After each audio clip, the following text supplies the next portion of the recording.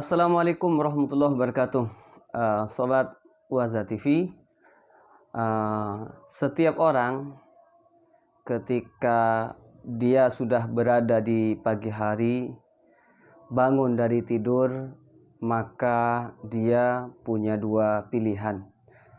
Kalau seandainya dia bangun jam 3 malam, maka dia punya dua pilihan. Pilihan pertama adalah kembali tidur. Pilihan kedua adalah dia mengerjakan kebaikan, mengerjakan sholat malam, berdoa, berzikir, dan semacamnya. Kemudian ketika masuk waktu subuh, dia pun juga punya dua pilihan. Entah sholat subuh dengan berjemaah atau dia sholat subuh dengan sendirian. Ketika dia berada di pagi hari, dia juga punya dua pilihan. Apakah kembali dia untuk melakukan perkara-perkara yang baik, yang produktif, atau sebaliknya dia habiskan pagi itu untuk perkara-perkara yang tidak ada artinya, yang tidak bernilai positif. Dan begitu juga sepanjang hari kita ini dihadapkan kepada dua pilihan. Apakah kita akan melibatkan diri dalam kebaikan-kebaikan atau sebaliknya? Apakah kita akan mengerjakan yang produktif atau sebaliknya? Yang jelas bahwa setiap kita punya pilihan dan setiap pilihan itu ada konsekuensinya.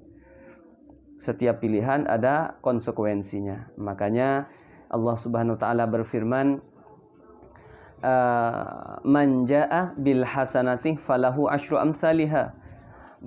Barang siapa yang datang kepada Allah dengan suatu kebaikan, artinya barang siapa yang mengerjakan satu kebaikan di saat itu, maka Allah Subhanahu wa taala akan membalas dengan 10 kebaikan.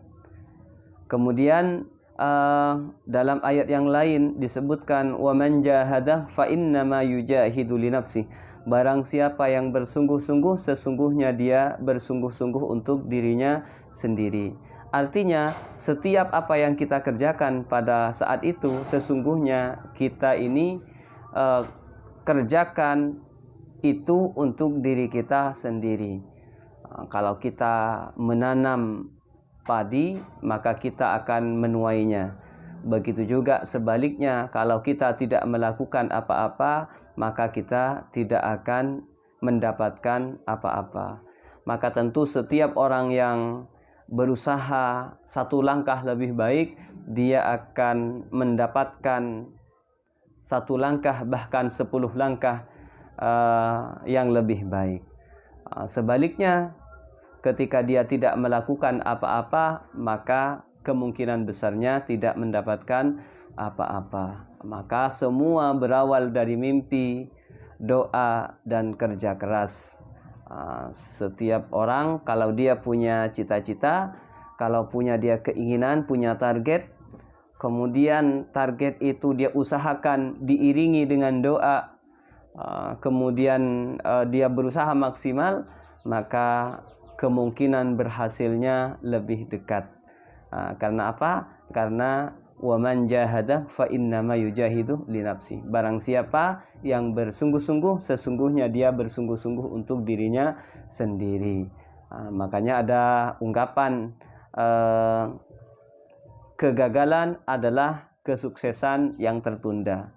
Mengapa kegagalan disebut sebagai kesuksesan yang tertunda? Biasanya orang yang gagal itu adalah orang yang pernah melakukan sesuatu, orang yang pernah mencoba.